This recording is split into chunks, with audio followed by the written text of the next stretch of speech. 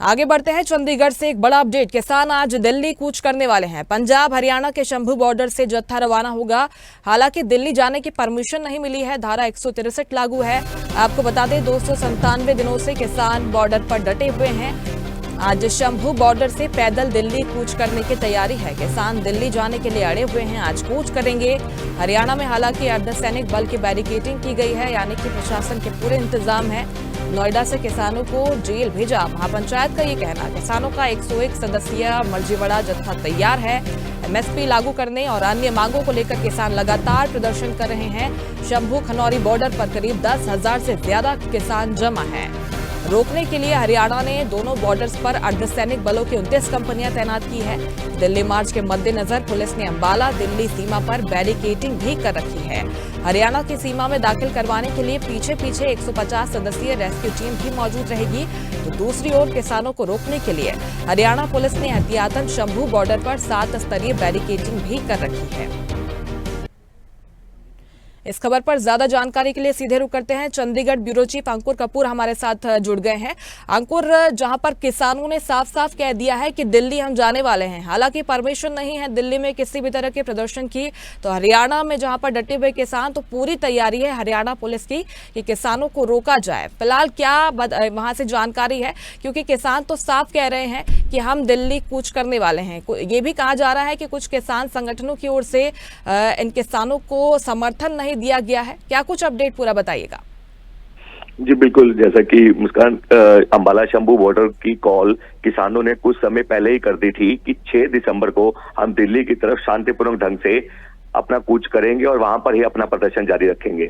लेकिन अगर हम बात करें अंबाला प्रशासन की, तो अंबाला डीसी ने साफ शब्दों में ये कहा है कि जब तक किसान दिल्ली पुलिस से अनुमति नहीं लेंगे तब तक उनको आगे नहीं जाने दिया जाएगा। बॉर्डर पर फिलहाल जो धारा 163 यहाँ पर लागू कर दी गई है। अगर हम बात करें, यहाँ पर प्रशासन ने शंभू बॉर्डर और दाता सिंह बॉर्डर पर यहाँ पर सुरक्षा बढ़ा दी गई है।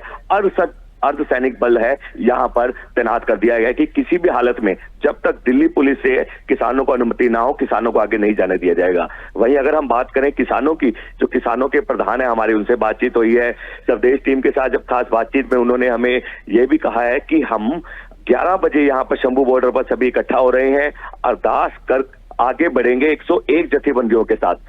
लेकिन हमारा जो मोटिव है यहाँ पर आगे बढ़ने का, हम शांतिपूर्ण ढंग से आगे बढ़ेंगे। किसी प्रकार की कोई भी यहाँ पर कोताही किसी प्रकार की नहीं बरती जाएगी। लेकिन अगर हम प्रशासन की बात करें तो प्रशासन अभी तक यहीं पर अड़ग हुआ है कि जब तक दिल्ली पुलिस अनुमति नहीं लेंगे तब तक उनको आगे बढ़ने नहीं दिया जाएगा।